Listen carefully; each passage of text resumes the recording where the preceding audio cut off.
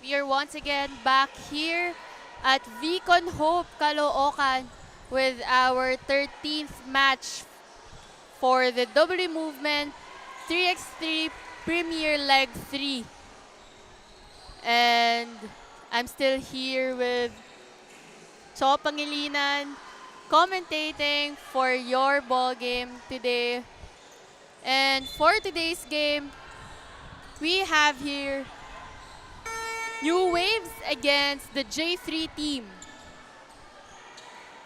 Cholo, New Waves, and J3, what can we expect here? Hana, parehas na team to, no? Malakas talaga as we've covered them before kanina, no?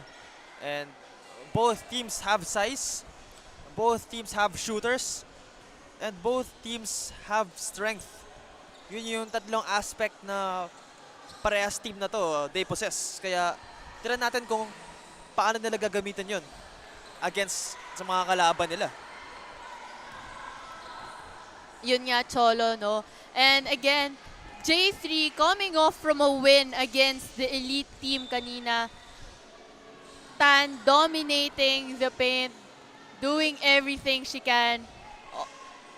This time, let's see if she can bring her team another 4 win.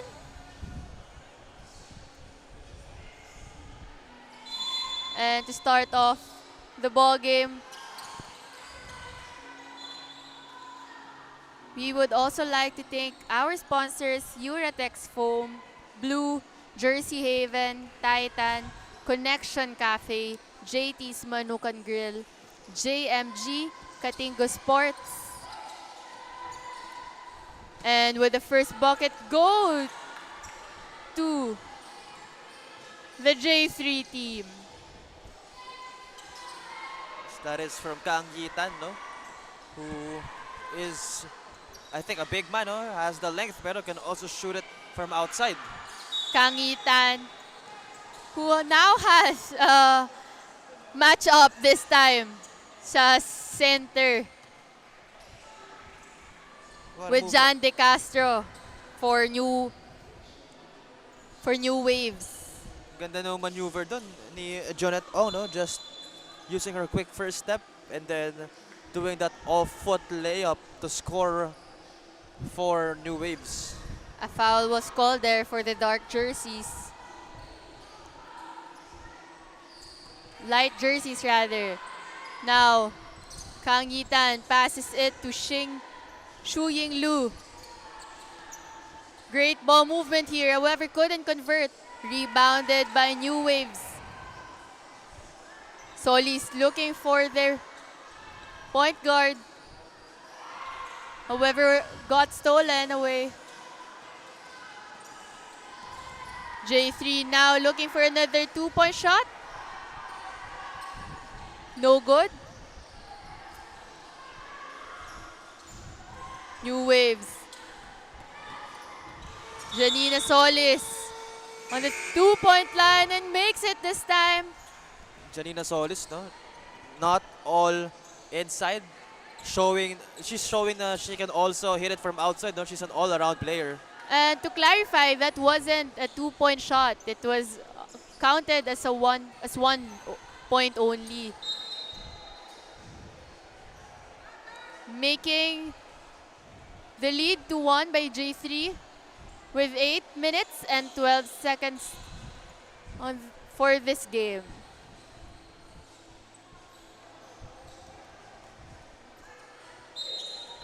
Now New Waves with the ball, and I think a ref saw that one. And let's go back to this shot by Kang Yitan. What a beautiful shot right there. Ball goes now to New Waves. Miscommunication there with Jeanette Ong and Sofia Felizarta. Ball goes to J3 now. And another call there. And Ming Siu Ang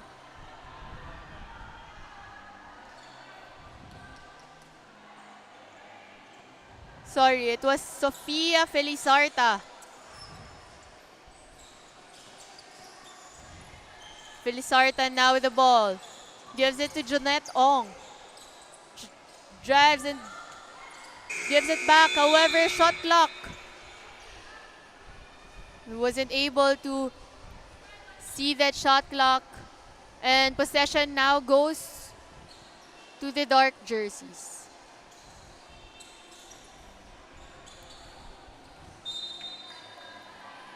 Kita natin, no, na itong New Waves, pinapahirapan talaga na itong J3 because a while ago, sa mga previous games ng J3, they're really dominating their opponents, no? Pero ito, mukhang mapapalaban sila ngayon.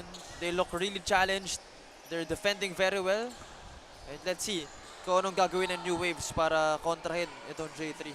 Another 2-point shot there by Solis. However, couldn't convert. Now, Ang with a 2-point shot. Ooh, what a out of bounds play by the dark shirts. Ball goes to the light jerseys. Jonette Ong now with the ball. Asking for a screen. Looking for her teammate down the line. Wasn't able to make that shot for Sofia Felizarta.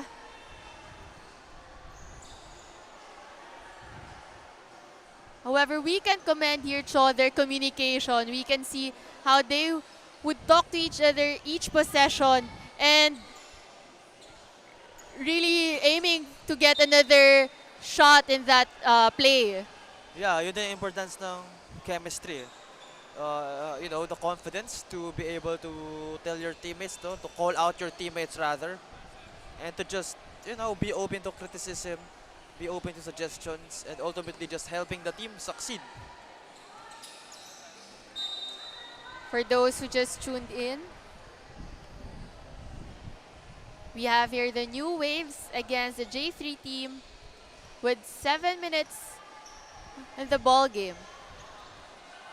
J3 also now with 3 team fouls. A shot there by the dark jerseys, however, wasn't able to make it.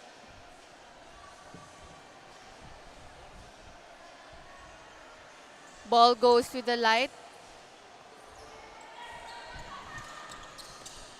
Solis with the ball. Looking for a teammate. But some contact was seen down there. And Hannah, take note, it's the 4th foul na ito ng J3.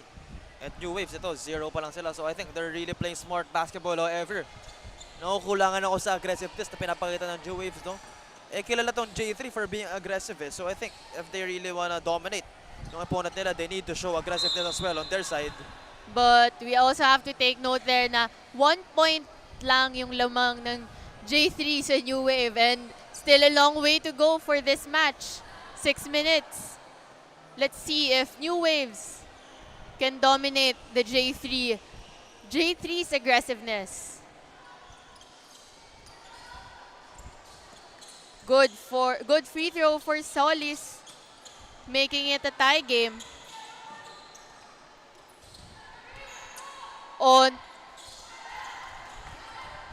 Takes that shot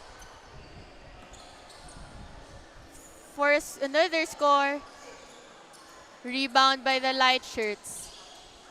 De Castro passes it to Solis. What a great move there by De Castro. Ganda ng forma dun, no? Ni De Castro, even though she was more than capable of hitting shots because of course, matangkad siya, eh. She chose the extra pass, no? And that went a long way for them. And being alert that her teammate was free enough to take that shot. Now, another possession goes for the light jerseys. Jonette Ong with the ball. A foul was called on Shu Ying Lu.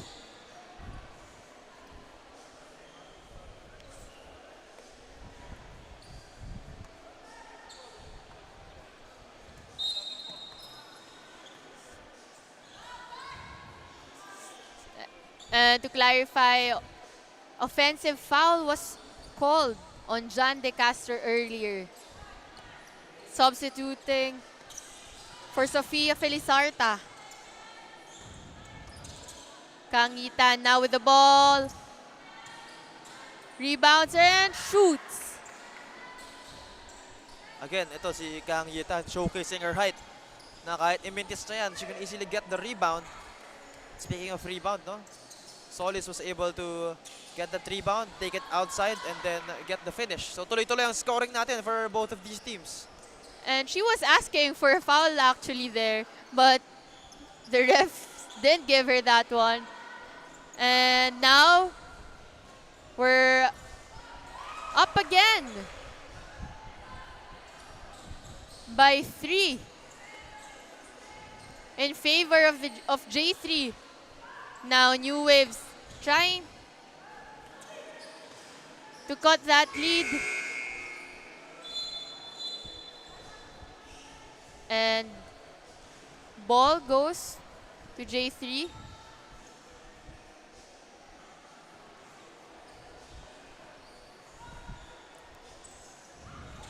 Miscommunication right there for J3 team. Now ball goes to New Waves. Low scoring game tayo dito, no? But I think Jeanette Ong.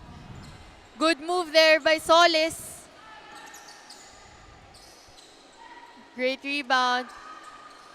And another one for Uy De Ong. Cutting the lead now. Tying the ball game rather. 4 minutes and 21 seconds left for this ball game. We are tied at 8.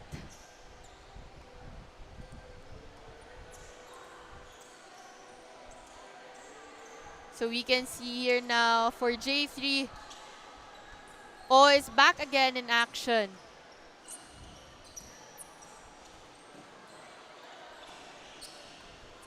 What a turnover there by the Duck Shirts. And the foul was called.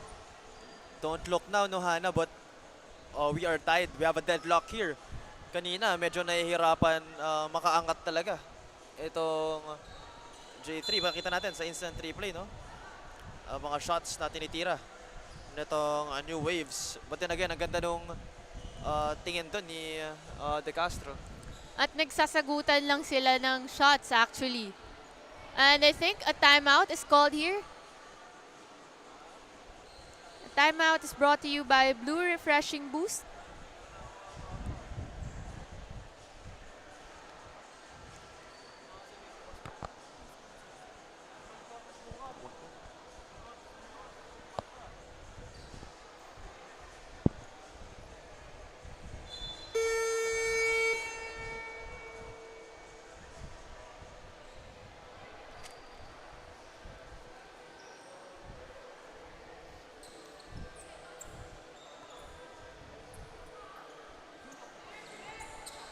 Back in the ball game with 8 apiece.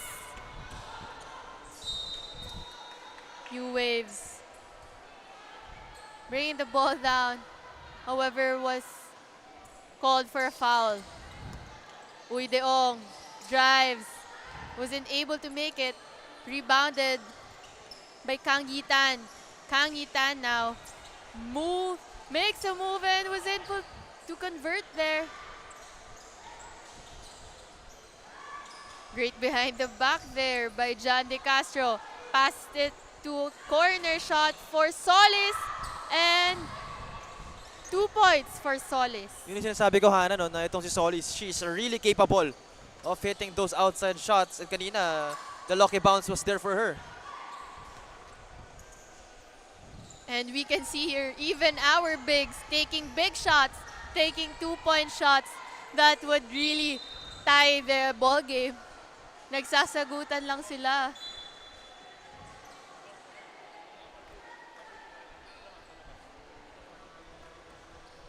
Two free throws coming in for the light shirts. Again, itong New Waves, lumamang na sila, no? They have a 2-point lead. 3 minutes and 6 seconds to go. It will be a close game for sure, pero if gusto maka-relax kahit paano ng New Waves, kailangan they really need to make waves in this ball game. Hindi pwedeng mag-relax lang sila because a 2-point lead is more than manageable for J3. 0 out of 2 for Solis. However, still rebounded the ball. De Castro driving into the basket but no good. And got a foul instead by Madrid. And we have to take note here, Cho, na 8 team fouls na ang J3. Meaning lahat ng free throws nila ay magiging dalawa. And it would, if it goes in, it would be a big lead also. Every shot matters here now for J3 and New Waves, as we have at least 2 minutes and 56 in our ball game.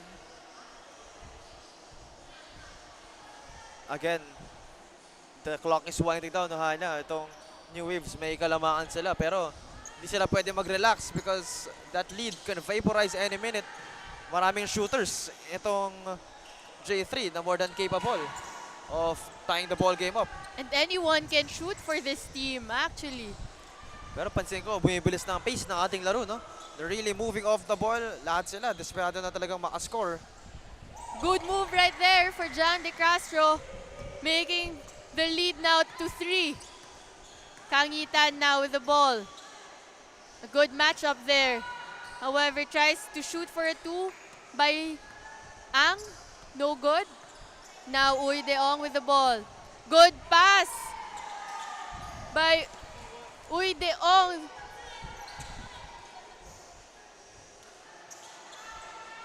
And another 2-point shot from Kang Yitan, which makes the lead to 2 now. That was from way downtown, no? Itong si Kang Yitan. Again, very tall, pero very agile, no? She's not just all inside, she can also hit it from outside. And again, if you're New Waves, you have no reason to relax because they're more than capable of tying the ball game up. And you shouldn't, it's a 2-point game only and you shouldn't sleep on this. And another shot by the J3 team, cutting the lead to 1. Grabe, parang bulldozer to. Itong si Solis, no? If ganyang kalaki talaga yung tumama sa'yo, you have no choice but to foul. That was a mismatch right there. It looks like they will be hitting free throws now kasi lumagpas na ang J3 sa 7 fouls. It was kind of a hard foul right there with Solis' reaction. However, wasn't able to convert the first free throw. New Waves still up by 1 point.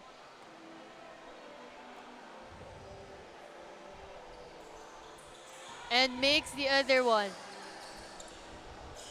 Now with 2 points leading for New Waves. And a steal here by J3. A steal by New Waves rather. Uy Deong drives, loses the ball. Ana, malapit na tayo sa 1 minute mark, no? Before things get really intense. Lalo na, we have a close game here. Itong J3, hinihintay ko ano bang pakulo ang gagawin nila, no? Para makalamang or magka-deadlock man lang tayo sa ating laro. It's also an exciting matchup for these two teams. Kasi, and ayun na nga, nadagdagan pa ang lamang ng New Waves. Sorry, it's a tie ball game now. However, gumanti agad ang New Waves with that bucket. Fast game and another bucket from the J3. And a chance for a free throw here. And Hana, tira natin, no? Ang replay, ganda ng bump dun ni Lou. And just for everybody's information, no? Must win na ang J3 here because if they win the last 2 games, including this one, papasok sila sa ating playoffs, no? So that's something our audience should take note. Pero that's good for Solis right there. 15 apiece for both of the teams. We can see the aggressiveness for both teams right now. And again, meron tayong foul. And let's check it out if the J3 Mingxiu Ang would be able to convert this free throw.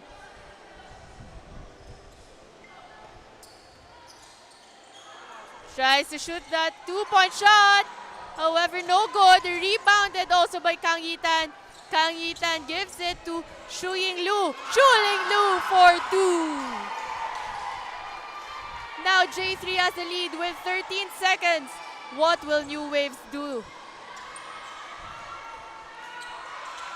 John De Castro tried for that 2 points, however, wasn't able to convert. And that's it for this ball game. J3 winning this time. What a great comeback there by J3. It was a close match, Cholo. Grabe. But at the end of the day, no, it was Lou who saved the day for J3. Final score is 15-17 in favor of the J3 team.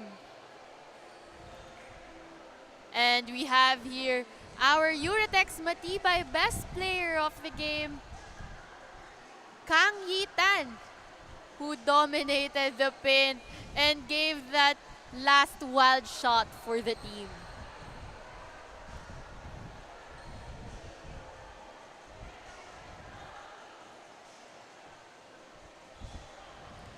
Up next, we have Wappies against Girls Got Game team.